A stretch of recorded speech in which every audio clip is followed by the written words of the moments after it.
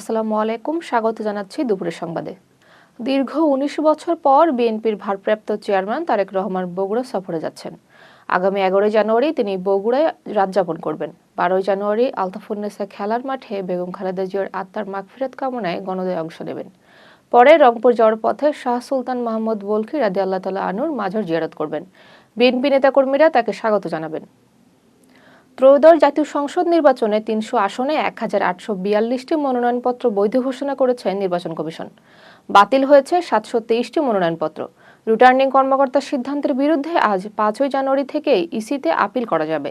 আপিলের শেষ সময় ৯ জানুয়ারি বিকেল ৫টা পর্যন্ত।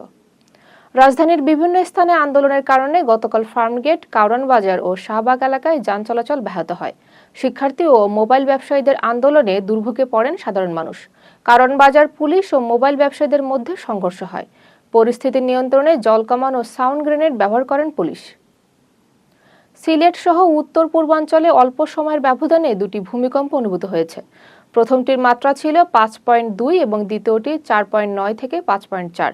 উৎপত্তিস্থল ছিল ভারতের আসামের মরিগাঁও এলাকায়, ভূপৃষ্ঠের ৩৫ কিলোমিটার গভীরে। আগামী ৪৮ ঘন্টায় আফটারশকের আশঙ্কা রয়েছে বলে সতর্ক করেছেন বিশেষজ্ঞরা। ফরিদপুর ৪ আসনের সীমানা আগের অবস্থায় ফিরে দেওয়ার রায় বহাল রেখেছেন আপিল বিভাগ। এর ফলে নির্বাচন কমিশনের গেজেট বহাল থাকল। এর আগে হাইকোর্ট এই আসনের সীমানা পরিবর্তনের প্রজ্ঞাপন অবৈধ ঘোষণা করেছিল। বিএনপির মনোনয়ন প্রত্যাশীদের করা রিটের পর এই রায় আসে। জাতীয় নাগরিক পার্টির নেতা নাসিরউদ্দিন পাটোয়ারি বলেছেন, ১১ দলের জোট আজাদের পক্ষে কাজ করবে। তিনি অভিযোগ করেন, প্রশাসন বিএনপির দিকে ঝুঁকে পড়েছে। শাহবাগ ও রমনাকে আজাদির এলাকা ঘোষণা করার কথা বলেন তিনি। হাদি হত্যার বিচার না হওয়ায় সরকারকে দায়ী করেন। পাবনার ঈশ্বরদী রূপপুর পারমাণবিক বিদ্যুৎ কেন্দ্রের গ্রিন সিটি আবাসন থেকে এক রুশ নাগরিকের মরদেহ উদ্ধার করা হয়েছে। নিহত ব্যক্তি অ্যাটমটেক এনার্গোর কর্মী রাইবাকত মাকসিম। রুমমেট কক্ষে ফিরে তাকে নিথর অবস্থায় দেখতে পান। প্রাথমিকভাবে স্ট্রোকজনিত মৃত্যু বলে ধারণা করছে পুলিশ। জাহাঙ্গীরনগর বিশ্ববিদ্যালয়ের একটি হল থেকে ২১ বোতল বিদেশি মদ উদ্ধার করা হয়েছে। এ ঘটনায় মোহাম্মদ ফজলে আজওয়াদ নামে এক শিক্ষার্থীকে আটক করা হয়। উদ্ধারকৃত মদের মধ্যে ভদকা ও হুইস্কি রয়েছে।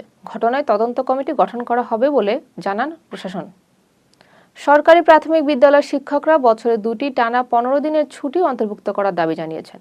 দাবি পূরণ না হলে শ্রান্তি বিনোদন ভাতা পেতে জটিলতা তৈরি হবে বলে জানান তারা। এ বিষয়ে প্রাথমিক শিক্ষা মন্ত্রণালয়ের আবেদন জমা দেওয়া হয়েছে। শিক্ষক সংগঠনগুলো দ্রুত সিদ্ধান্ত চেয়েছেন। নীলফামারীর বুড়ি তিস্তার সেচ প্রকল্প নিয়ে উত্তেজনা ছড়িয়েছে এলাকায়। আনসার ক্যাম্পে হামলার অভিযোগে প্রায় ৭০০ কৃষকের বিরুদ্ধে মামলা হয়েছে। কৃষকরা মামলা প্রত্যাহারের দাবিতে মশাল মিছিল করেছেন। তারা বলেছেন, এটি তাদের পৈতৃক জমি এবং উচ্ছেদের ষড়যন্ত্র চলছে। তীব্র শৈত্যপ্রবাহে হবিগঞ্জের নবীগঞ্জ ও মাধবপুরে জনজীবন বিপর্যস্ত হয়ে পড়েছে। শীতজনিত রোগে হাসপাতালগুলোতে রোগীর চাপ বেড়েছে। শিশু ও বয়স্করা সবচেয়ে বেশি আক্রান্ত হচ্ছে। বোরো ধানের বীজতলাও ব্যাপক ক্ষতির মুখে পড়েছে। ইয়েমেনের দক্ষিণাঞ্চলে সৌদি আরব ও সংযুক্ত আরব আমিরাতের মধ্যে দ্বন্দ্ব প্রকাশ্যে এসেছে। সৌদি আরব সংলাপের আহ্বান জানালেও আমিরাত সমর্থিত গোষ্ঠী নতুন যুদ্ধ শুরুর ঘোষণা দিয়েছে। দুই দেশ এখন ভিন্ন ভিন্ন সশস্ত্র গোষ্ঠীর পক্ষে অবস্থান নিয়েছে। এতে ইয়েমেনের সংকট আরও জটিল হয়েছে। ভেনেজুয়েলার প্রেসিডেন্ট নিকোলাস মাদুরো ও তার স্ত্রীকে নিউ ইয়র্কের আদালতে হাজির করা হচ্ছে। মাদক ও অস্ত্র চোরাচালানের অভিযোগে তাদের বিচার শুরু হবে। মার্কিন বিশেষ বাহিনীর অভিযানে তাদের আটক করা হয়।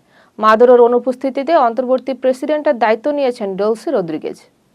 মাদুরো আটক হওয়ার পর ভেনেজুয়েলার আরও হামলার হুমকি দিয়েছেন মার্কিন প্রেসিডেন্ট ডোনাল্ড ট্রাম্প। নতুন নেতা ডেলসি রদ্রিগেজকে সতর্ক করে তিনি কঠোর মূল্য দেওয়ার কথা বলেন। যুক্তরাষ্ট্র মাদুরোকে নার্কো সন্ত্রাসী শাসক বলে আখ্যা দিয়েছে। বিষয়টি নিয়ে আন্তর্জাতিক মহলে উদ্বেগ বাড়ছে। এতক্ষণ সাথে থাকার জন্য ধন্যবাদ।